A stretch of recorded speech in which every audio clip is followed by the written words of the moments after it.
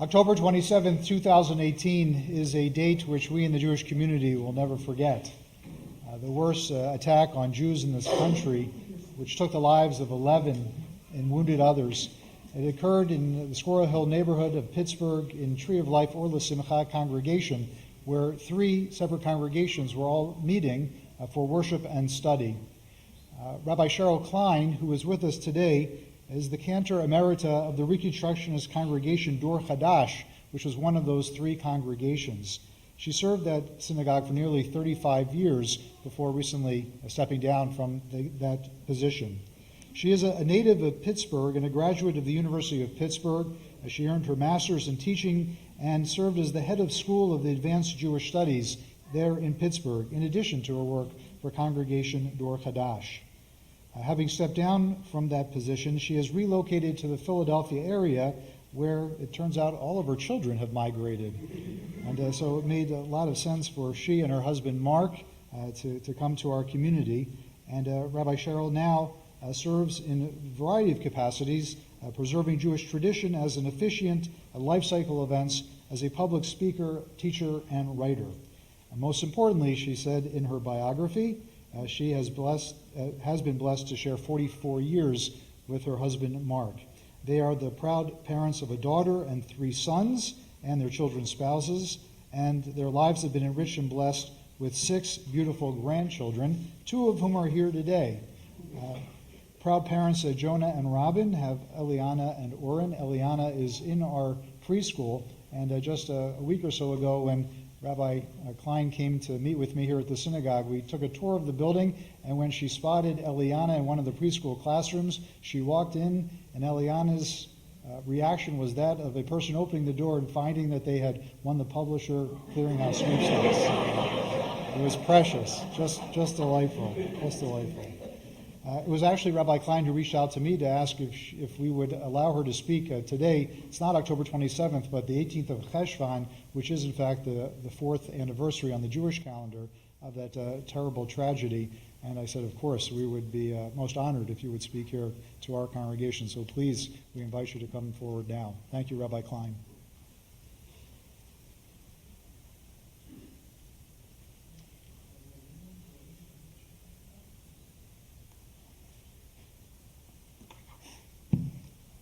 Shabbat Shalom. Thank you, Rabbi Wolberg, for this opportunity. Thank you, Rabbi. May our everlasting efforts to remember these precious 11 beautiful neshamas, as Temple Sinai has done with the 11 Jewish stars on the property grounds, serve to elevate their souls and fill our collective spirit with hope for a better tomorrow. We will never let hatred be the victor. On their yahrzeit today, the 18th of Cheshvan, I'd like to explore the notion of Jewish memory and weave memories of those murdered into this Dvar with the hope that your hearts will be touched, as mine has been, from personally knowing most of the victims who I saw in shul on a regular basis for years. Judaism is a religion built on a foundation of memory. The Hebrew word for remember, Zachor, is repeated nearly 200 times in the Tanakh, with both Israel and God commanded to remember the Sabbath, to remember the covenant, and to remember the Exodus from Egypt. One might argue that the commandment to remember has been central to the survival of the Jews in the diaspora over thousands of years. How else might we explain the continuity of the Jewish people through millennia of migration, persecution, destruction, and renewal? On the Shabbat before Purim, named Shabbat Zachor, the Torah reading includes the following verses, quote, "Remember what Amalek did to you on your journey after you left Egypt. He surprised you on the march when you were famished and weary, and cut down all the stragglers, bringing up the rear. Therefore, when God grants you safety from all your enemies around you in the land that God has given you as a hereditary portion, you shall blot out the memory of Amalek from under heaven. Do not forget, lo tishkach." In Exodus, God tells Moses to write a document as a reminder of his promise to wipe out Amalek. This is the first reference in the Torah that addresses the act of memorial writing. The explicit implication here is that the act of writing and reciting, recording history, and recounting it verbally will blot out the memory of Amalek, even though every generation will be forced to confront Amalek again and again. There is such a strange irony here. We are commanded to remember so as to forget. For Pittsburgh's Jewish community, the murder of our 11 beautiful souls has impacted our lives in ways that implore us to explore. It's Zachor, remember, means a whole lot more. We have seen the new Amalek in the 21st century and the destruction that that evil force can have on our people and on other religious communities as well. Every single Shabbat is a memory of two great events in Jewish history, creation and the Exodus. History for the Jewish people is an injunction that to remember is a religious imperative that falls on everyone. In this internalization of historical memory, this is what led our rabbis to state in the Pesach Haggadah, "B'chol dor v'dor chayav adam le'ra'ot et atzmo, ki'ilu hu yatsa miMitzrayim." In every generation, every person should see oneself as if they personally came out of Egypt.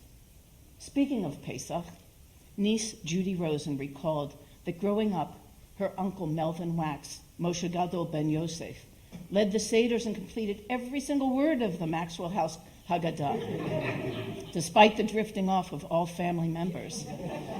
Such was the DNA of 87-year-old Melvin Wax, retired accountant. He was a man of detail and dedication. His life revolved around family and faith.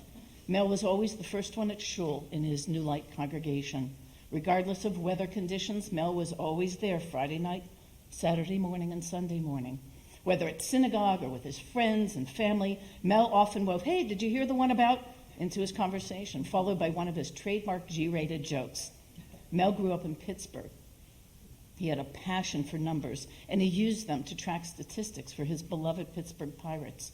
His family was small, one daughter, one son-in-law, and one grandson. They were extremely close. Judy remembers her uncle as someone who lived a good life as a good man. As former chief rabbi of the United Kingdom, Jonathan Sachs, Zichrono Livracha, may his memory be a blessing, observed, quote, "To be a Jew is to be a link in the chain of generations, a character in a drama that began long before we were born and will continue long after our death. Memory is essential to identity, so Judaism insists to be a Jew is to know that the history of our people lives on in us. The performance of memory through deeds, actions, and speech, and writing and recording all assist in the process of not forgetting," unquote. So it has been written, and so I dedicate myself to tell you about those who perished by gunfire from today's Amalek. To go out to lunch with Rose Mallinger, Razel Bat Avraham, her children lovingly shared, was like being in an episode of Cheers. We walked in and everyone knows her name, her order, and where we would like to sit. They would come over and talk to us while we were eating, and they would become our friends. Rose was a social butterfly, warm, friendly, kind, and loving. Everyone wanted to be her friend. She would make conversation with anyone from people in the grocery store to those in her doctor's offices. She just loved being around others, especially her family. Rose's family meant the world to her, from babysitting her grandchildren when they were young to going out for dinners with her family. She'd find any reason to get together. If there was a restaurant coupon in the newspaper, Rosie was offering anyone who wanted to go out to dinner. She especially loved the holidays because we would all gather together for meals. Every year, especially at the high holidays when services were over, it took forever to get our mom out of the Tree of Life Synagogue, where she was a longtime member. She had to say hello to all of her friends that she hadn't seen since last year. She just loved kibitzing with everyone. Everyone on Furry Street knew Rose. It was her street, as she had lived there over 65 years. She welcomed neighbors soon after they moved in and made sure that she said goodbye to those who were leaving. Her porch was her perch, where she would see all that was going on her street. It was not uncommon for neighbors to join her on the porch to chat, and she loved the company. She was everyone's bubby. Rose was a wonderful cook and got great joy from making her 5 grandchildren's favorite meals. She made the best chicken soup, in the pressure cooker, of course, stuffed cabbage, blintzes, you name it. She was still cooking at the age of 97. At 97, Rose was sharp, funny, and oh so sweet. Anyone meeting her for the first time could not believe her age. She truly was amazing and a shining example of someone living life to the fullest. I got to know Rose and her daughter Andrea, who was shot during the massacre, and thank God survived her injuries, because they almost never missed an opportunity to be in shul on Shabbat. We would frequently enter the building together, and we would exchange Shabbat Shalom greetings. That Shabbat 4 years ago today happened to be my day off that month, and I was ironically just 10 minutes from here with my husband and our family and extended family and close friends as we came together to celebrate my husband's 65th birthday party. When my phone began to ring uncustomarily that Saturday and was told of the tragic violence that had taken place in shul, I could barely catch my breath, and I just knew, even before the news reported it, that my friend and congregant Jerry would be a victim, as he was always one of the first to enter the building and set up for services, and always the first to lend a helping hand. Dr. Jerry Rabinowitz, Yehuda Ben Yechezkel, a Penn Med grad, known for his broad smile, bow-tie fashion statements, and loving medical care for his generations of patients, was truly dedicated to my shul, Congregation Dar Chadash. Miri Rabinowitz, Dr. Jerry's wife, paints a great picture for us as she weds memory to heart of her beloved Jerry in the story. This is what she told me. We were getting ready for a night out on the town, a big band dinner dance in the terrace room at the William Penn Hotel. As Jerry was zipping me into my new party dress, I recited the Shehecheyanu prayer. Jerry asked what I was doing. I told him that I often say a Shehecheyanu to celebrate the people, the occasions, and the things that are special to me and bring me joy. A few minutes later, I was putting hot rollers in my hair when I hear noises in the living room. Assuming I needed to break up a cat tussle, I walk out, and you can't imagine my surprise to find Jerry with a wand in his hand, star-shaped with sparkling green glitter, wearing only his tighty whities and his black dress socks, and he does a pirouette. By the way, did you know that Jerry was an accomplished figure skater? And he taps a wall sculpture that we bought at the Shadyside Arts Festival and says a single word, Shehecheyanu. Then he pirouettes and taps Maggie, the first kitty we got as a couple, and says, Shehecheyanu. Then he pirouettes and taps a bookshelf with his cherished Chumash commentaries and says, Shehecheyanu. And then he pirouettes to me, holds me tight and says, I saved my biggest Shehecheyanu to thank God for bringing you into my life. For all our remaining years together, whether sitting on the deck, gazing at the moon, or over a nice glass of wine, or just sitting quietly reading, Jer would look to me and say, Shehecheyanu. The classic statement of identity and memory is found in that single line that I mentioned before, Echol dor v'dor chayav adam lirot etzmo ki'ilu hu yatsa mitzrayim. Some Jews prefer a slightly different version of looking at Jewish identity, based on a single letter difference in the Haggadah statement, the letter He, as it appears in Moses Maimonides' text of the Haggadah, as he presents it in the Code of Mishnah, in the Code of Jewish Law, the Mishnah Torah. In the Rambam's Haggadah, it reads, Bechol dor v'dor chayav adam leharot et atzmo ki'ilu hu yatsa mitzrayim. In every generation, a person must show him or herself. In every generation, a Jew must be seen by others. In every generation, a Jew must demonstrate that he or she had personally gone forth from Egypt, that our actions, and not only our thoughts, will demonstrate that we understand the mechanics of oppression and the precarious situation of minorities, what it's like to be a foreigner, an immigrant, by what we stand for and act upon, not only what we think about ourselves. Jewish memory and identity is not only about what happened to us, although that's part of it. Jewish memory and identity are about knowing in every generation what it's like to feel or be the object of hatred, misunderstanding, violence, and injustice. Memory is about retaining that sensitivity to these experiences and to be active in confronting them as an expression of our Jewish identity. The Torah tells us over and over again that our actions are to be sensitized to the memory that we were strangers in the land of Egypt, and that we are not to oppress the stranger, nor wrong the foreigner who lives in our midst, that they shall have the rights of citizens, and that we are to love the foreigner as ourselves.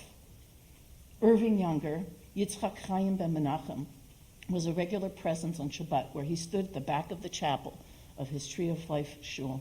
His gentle nature and friendly demeanor welcomed the regulars as well as the stranger. He embodied the Torah's narrative to identify events of the past in order to behave in a way that demonstrates sensitivity to experiences. Throughout his life, Irving Younger always found time to spend with family and friends. He was a charismatic and outgoing man who loved to listen and cared so deeply about what was going on in other people's lives. He could constantly be found chatting with people, peppering those conversations with jokes and frequent bursts of laughter. Beyond family and friends, two other important things for Irv were his religion and his sense of community. Squirrel Hill was both his home and where he made his living in real estate. He was a highly devout man whose life and character were guided by the religious principles he observed. Zikaron. Memory in the Torah is not about where we have come from, about what has been done to us. The memory of Egypt in the Torah is most about how we will act towards others. In Deuteronomy, we are reminded, when you reap the harvest of your field or the grapes of your vineyard, do not reap them all the way. Leave them for the stranger, the fatherless, the widow. Always remember that you were a slave in the land of Egypt.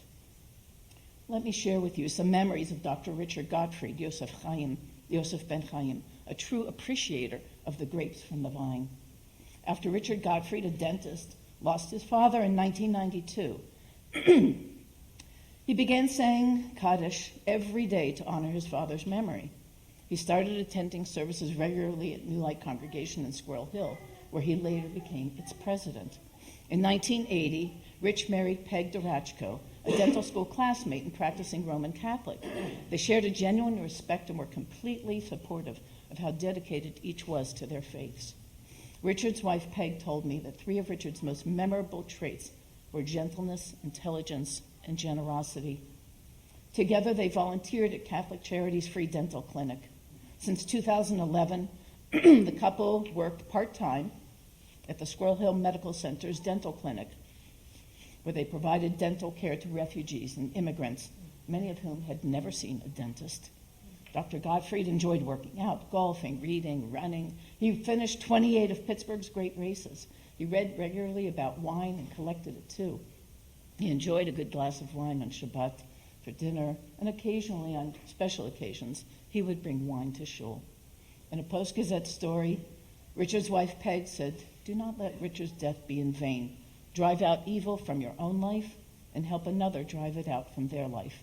The only way to combat evil is with love."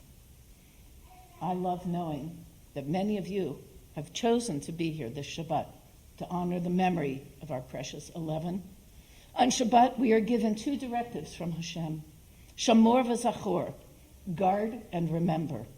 We guard Shabbat by protecting the laws that pertain to its practice, and we remember Shabbat by taking time to create holy space in our lives, not subject to the material trappings and noise of society. I feel that I'm more of a Zocheret than a Shomeret adherer. I don't feel completely bound by halacha, but believe it is imperative to remember the importance of Shabbat as a way to honor creation and Jewish identity. I want Judaism to be seen as a way of honoring and preserving memory while providing access to future generations to find Torah as a valuable and profound body of work, maintaining the integrity of its tenets as it calls upon us to act with purpose to the mitzvot, allows us to be enriched with its wisdom and capture its rituals with reverence and beauty. And speaking of beauty, for 62 years, Bernice, Bela Rachel Bat Moshe, and Sylvan Simon, Zalman Shachna ben Menachem Mendel, who were married at the candlelit ceremony at the Tree of Life Synagogue, dedicated themselves to each other and their Judaism. Our parents did everything together as a married couple, said the Simons children in a statement following their tragic deaths. Their grandchildren recalled visits with Bubby and Zadie. They recalled Bubby singing songs like A Bushel and a Peck, which I sing to my grandchildren, and you are my sunshine, when they were young. They set an example for all as a beacon of light to shine throughout the world, which can ultimately mitigate and eliminate the hate that led to their untimely deaths, said their son Mark. Bernice always seemed to maintain a fully stocked fridge in the spirit of Jewish hospitality to feed all with an open heart. One family member recalled Sylvan sitting in his living room chair watching the Pirates on TV and asking Bernice to make him a sandwich. "Make it yourself," she replied, to which he'd say, "But you make it better." As Sylvan loved slowing down, as he loved his wife, he also realized that he was beginning to physically slow down, and he used a walker and required some assistance, but that never slowed him down from coming to services. Sylvan was particularly moved when, no longer being able to lift the Torah, as we did today, after its reading on Shabbat due to its weight, he was provided a lighter one so he could fulfill that high point in the service. Sylvan and Bernice persevered even amid the grief of losing a son to a motorcycle accident in 2010. Daughter Michelle Simon Weiss lives with the memory of her parents, Sylvan and Bernice, always calling her on her birthday to sing to her, which was followed by an enjoyable, great conversation. Michelle sadly notes, that will never happen again. Memories trigger connectedness, and being a Zachor Jew is to place memory at the core of Judaism and Zionism. It calls upon one to volunteer for Jewish organizations, be active in synagogue life, savor the rituals, and mingle with fellow congregants. The rhythms of the Jewish calendar should frame our opportunities to celebrate and commemorate, creating a legacy of memories and love for Yiddishkeit.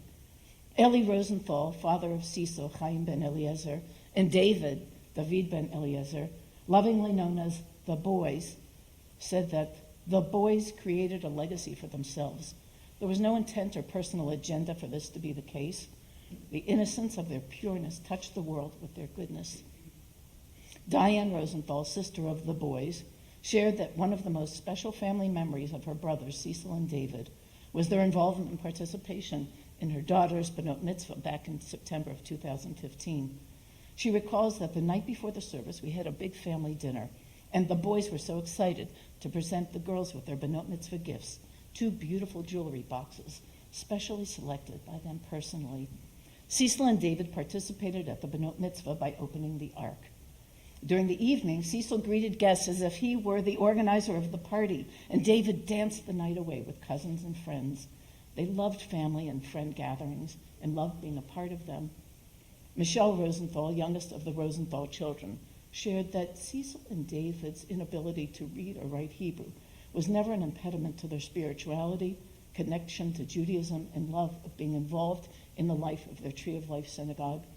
Watching how much joy Cecil and David exuded when holding the Torah in shul brought a smile to everyone's face and lit up the hearts of all who observed them. Their pure goodness taught me more about life than I could ever have imagined.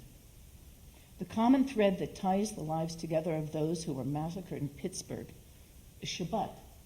Not a denomination, ideology, or identifying as a Shomer Jew or a Zachor Jew. Perhaps it's just the very nature of Shabbat's commandments. Shabbat is the only of the Jewish holiday observances that is one of the 10 Commandments. Pesach, which is the most observed of all Jewish holidays, is not one of the 10 Commandments. Neither is Rosh Hashanah or Yom Kippur. Only Shabbat has the stature, the importance, and perhaps the eternity to be so designated. The 10 Commandments are incontestable absolutes. They're not suggestions or requests. They're authoritative and irrefutable. There are no excuses, no exceptions, and no conditions. They're eternal, eternally true, and eternally binding. This mandate is perhaps what brought our 11 precious souls to shul as regulars. They embraced this Torah mitzvah, b'chol levavcha, v'chol nafshecha, v'chol me'odecha, with all their hearts, souls, and might, to remember the 7th day every single week, without fail, without excuse. A friendly man with a warm smile, Daniel Stein lived in Squirrel Hill, attended services at New Light Congregation, and was considered by his rabbi, Jonathan Perlman, to be the consummate volunteer. He would do anything for anybody. Dan ran the men's club at shul and was a great fundraiser.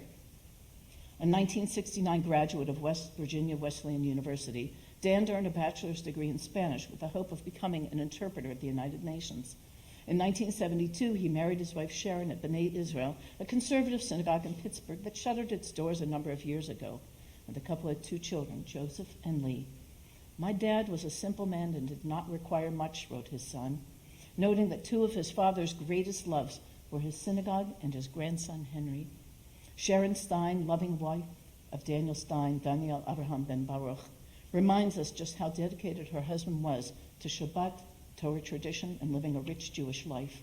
She shared that Danny practiced his religion all of his life. It was extremely relevant. He recited his Haftarah every year and documented the event in the original book that he learned from when he was 13. "My son has followed the tradition and recites his Haftarah every year. Our family will never forget what happened, but the community and the concern of the community helps very much."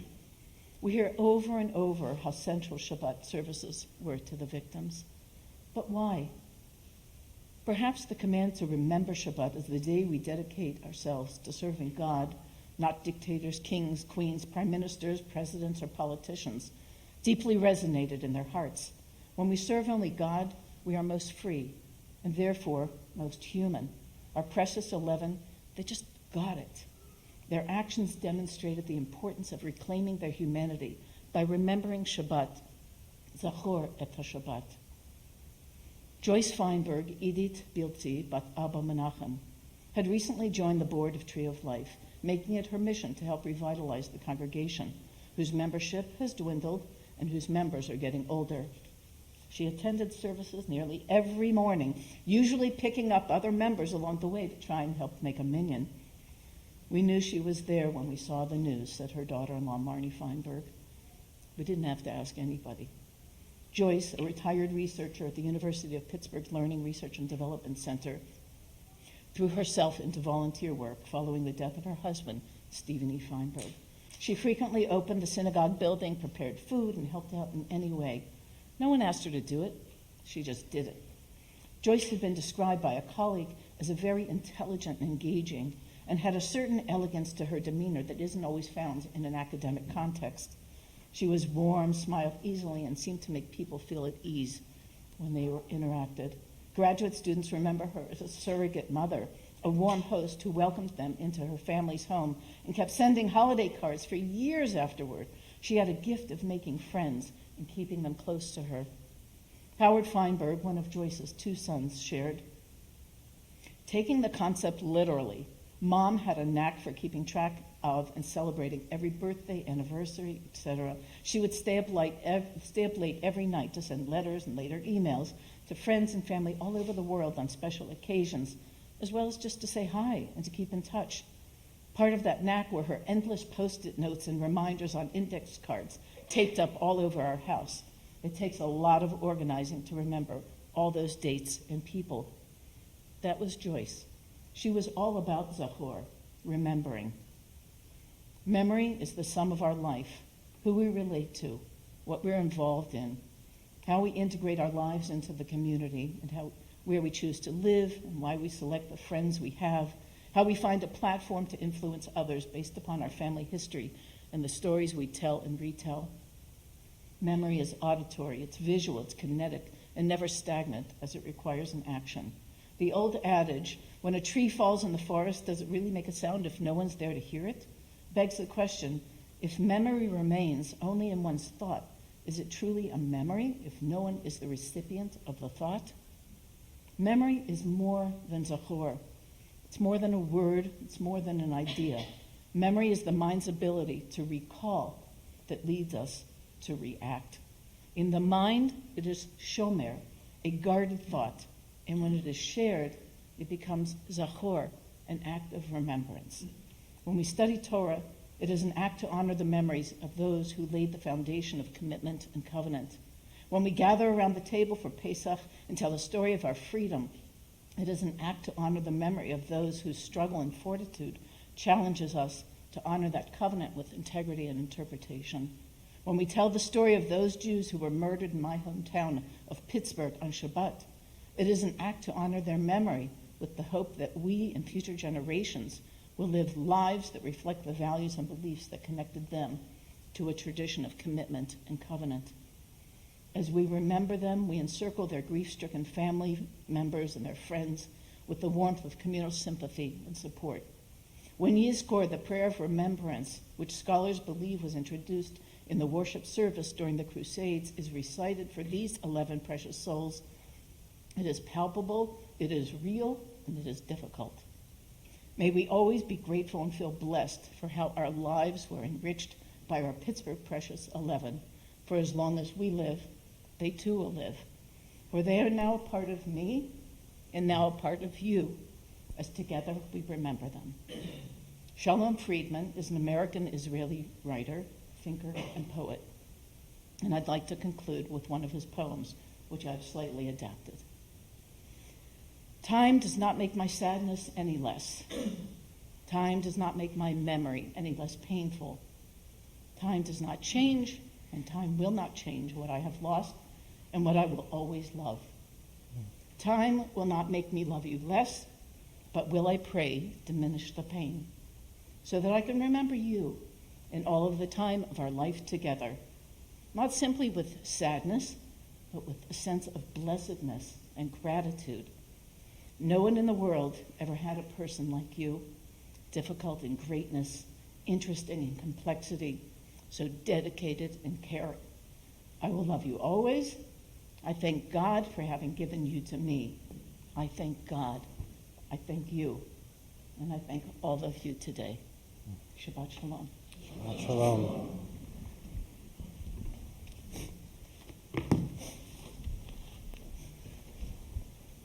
Rabbi Klein, on behalf of the entire congregation, those of us who had really the honor of hearing you speak today, I want to say thank you, Todah Rabbah, and yet those words feel wholly insufficient. What you have done for us is really remarkable, a wonderful bracha, blessing that you have shared with us.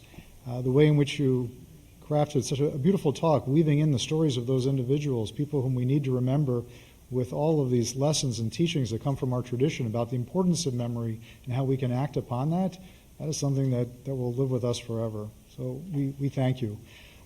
For those who are perhaps visiting us and don't know about the memorial that sits along Limekiln Pike in front of our congregation, you should know that Ray Kale, a member of our congregation who is here today, was the one who decided to fashion those stakes and stars, mirroring that which served as a memorial outside of the Tree of Life synagogue, and the coexist sign as well, so as to teach the lesson that only if we find a way to bridge the gaps that often exist between religious faiths, communities, people who perhaps encounter each other in the supermarket or on the roadways but don't necessarily take the time to get to know each other, unless we find a way to come together and coexist in meaningful ways, then we can only expect that tragedies will occur. So that has to be a response on our behalf and all those in our community to reach out to others and to find ways to speak to each other and to understand one another so that we don't have to mourn the loss of additional lives. So thank you, Ray. Thank you so much. And again, thank you, Rabbi Klein, for being with us today.